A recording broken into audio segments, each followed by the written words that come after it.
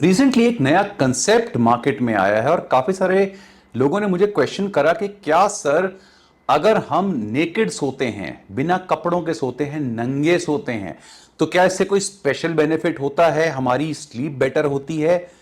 तो answer is absolutely nothing special. मैं आपको इस वीडियो में दोनों चीजें बताता हूं कि क्या इसके ऊपर जो फैक्ट्स बताए जाते हैं वो बिल्कुल बेसलेस हैं और मोस्टली ओवरहाइप्ड हैं, और प्रैक्टिकलिटी कहां पे आती है जब हम इंडियन कंटेक्स्ट में बात करते हैं। कई लोगों को ऐसा लगता है कि अगर आप नेकेड सोएंगे तो उससे आपकी फिजिकल और मेंटल हेल्थ दोनों इंप्रूव होगी और स्लीप भी इंप्रूव होगी।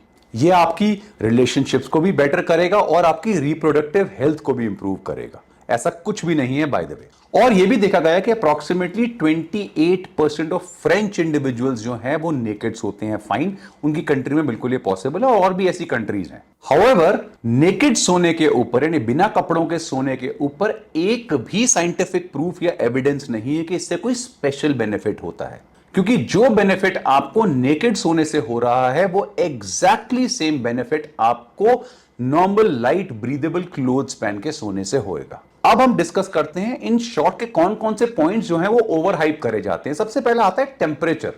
काफी लोग कहते हैं अगर आप नेकेड सोएंगे तो आपकी जो बॉडी है वो एक कूलर टेम्परेचर अटेन करेगी, ठंडी रहेगी और इससे आपकी स्लीप बेटर होगी, जो ऑफकोर्स होगा, लेकिन वो नेकेड सोने से उसका कोई लिंक नहीं है। कूलर टेम्परेचर जो है वो कपड़े के साथ भी अटेन किया जा सकता है।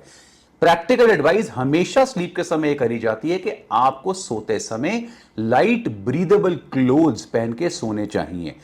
कई लोग जो हैं वो लाइट पजामा कुर्ता पहन के सोते हैं, कई लोग कोई धोती कुर्ता पहन के सोते हैं, कई लोग एक टी शर्ट या शॉर्ट्स पहन के सोते हैं, कई लोग सिर्फ शॉर्ट्स पहन के या ऊपर वेस्ट वगैरह पहन के सोते हैं। सारे ब्रीदेबल क्लोथ्स हैं। अगर आप लाइट क्लोथ्स पहन के सो रहे हैं, और आजकल सारे के सारे जो घर हैं मोस्टली वो टेम्परेचर कंट्रोल्ड हैं, कोई ना कोई एसी या कूलर चल रहा होता है, तो कोई भी आपको स्पेशल टेम्परेचर पे डिफरेंस नहीं नजर आएगा।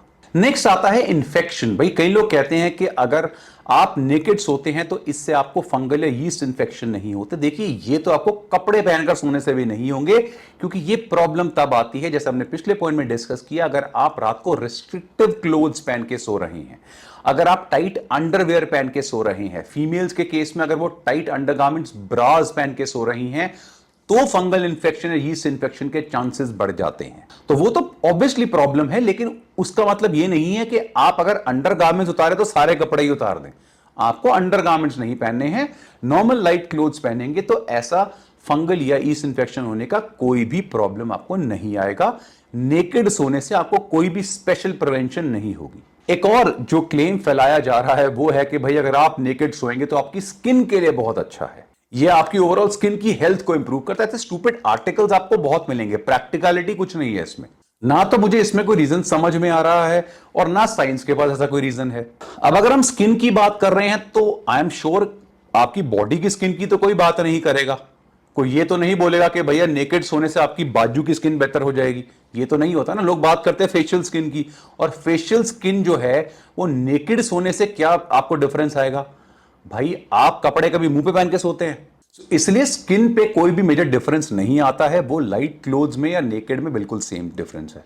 एक और बहुत स्ट्रॉन्ग पॉइंट जो है वो जबरदस्ती एसोसिएट किया जाता है नेकेड सोने से, वो है कि भाई मेल फर्टिलिटी के लिए बहुत अच्छा है। अगर आप नेकेड सोएंगे तो इससे आपका टेस्टोस्टेरोन लेवल बढ़ जाएगा। Answer is 100% no. Until unless के आपकी जो टेस्टीज हैं, पीनिस है, वो किसी टाइट अंडरवेयर में बहुत ज्यादा रिस्ट्रिक्टेड है, तो प्रोलॉन्ग्ड टाइम तक ये प्रॉब्लम आ सकती है। क्योंकि ये भी रिसर्च है कि अगर आपके टेस्टीज जो हैं वो ओवरहीट हो रही हैं, शॉर्ट टर्म नहीं लॉन्ग टर्म में प्रॉब्लम है, तो आपका जो टेस्टोस्टेरोन लेवल है वो ड्रॉप हो सकता है।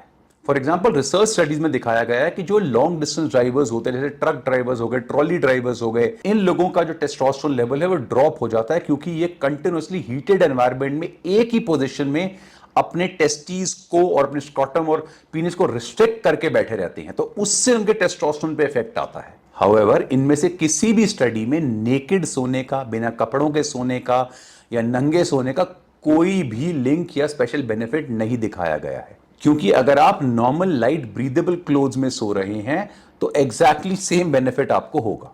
अच्छा, अब जब ये सारे पॉइंट्स आते हैं तो फिर कुछ और पॉइंट्स भी निकाल देते हैं, जैसे कनेक्शन बिल्ड हो जाता है भाई।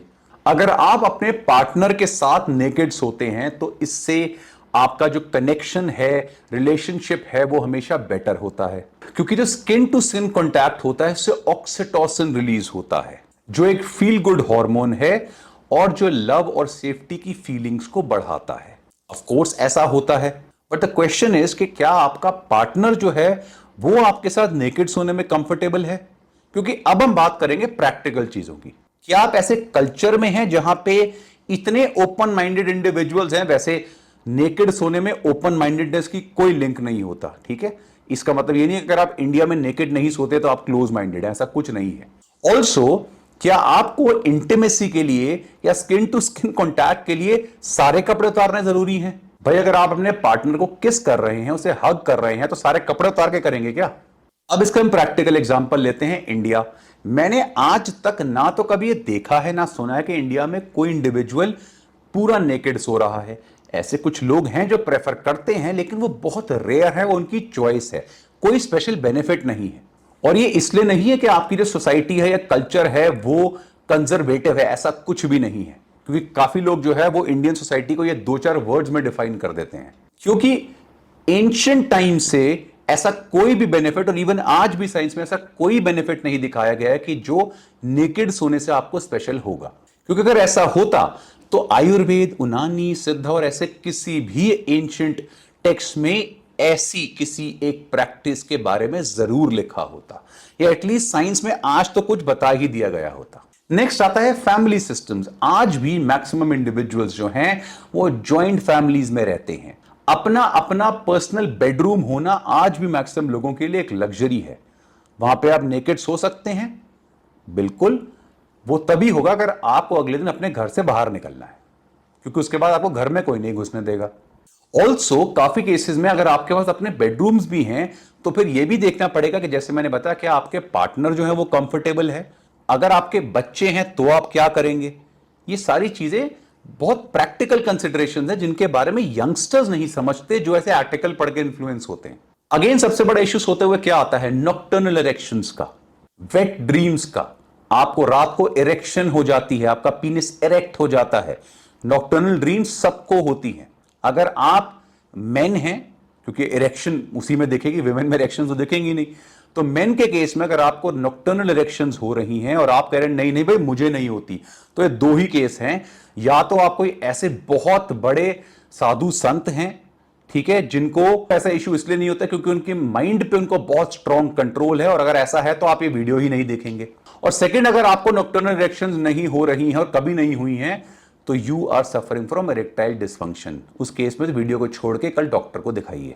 और ऑफ कोर्स ही बात है, जब आपको नॉक्टर्नल इरेक्शंस होंगी और आप नेकेड सो रहे होंगे रूम में, तो बाकी लोगों की क्या हालत होगी आप सोच सकते हैं।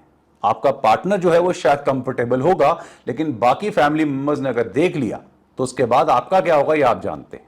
अनदर प्रॉब्लम आती है, कुछ लोग स्लीप डिसऑर्डर से सफर करते हैं, बहुत सारे पैरासोमनियाज होते हैं, जैसे स्लीप वॉकिंग का इशू है। स्लीप वॉकिंग बहुत कॉमन प्रॉब्लम होती है और बहुत कॉमन पैरासोमनिया, बहुत कॉमन स्लीप डिसऑर्डर है। अब इमेजिन करिए कि इंडिविजुअल एक तो स्लीप वॉक कर रहा है, वो अलग प्रॉब्लम है, और वो भी नेकेड कर रहा है। अब उस समय से पता नहीं लगेगा, लेकिन जब कोई इंडिविजुअल उसे देखेगा और वो उसको अगले दिन बताएगा तो उसके लिए कितना एम्बैरेसिंग ये हो सकता है। इसलिए आप किसी भी लेटेस्ट कंसेप्ट को जब देखते कि ओवर हाइप हो रहा है, भाई ये आते ही इसने बड़े बड़े क्लेम्स कर दिए, तो बी वेयर, क्योंकि ये क्लेम सिर्फ व्यूज, लाइक्स और मार्केटिंग के लिए करे जाते हैं। इनके पीछे प्रैक्टिकलिटी क्या है, रिसर्च क्या है और साइंस क्या है, ये आपको समझना बहुत जरूरी है, इससे पहले कि आप इन सारे कंसेप्ट को अपने पे अप्लाई करें। और ऐसे बहुत अमेजिंग वीडियोस के लिए देखते रहिए वी आर स्टूपिड।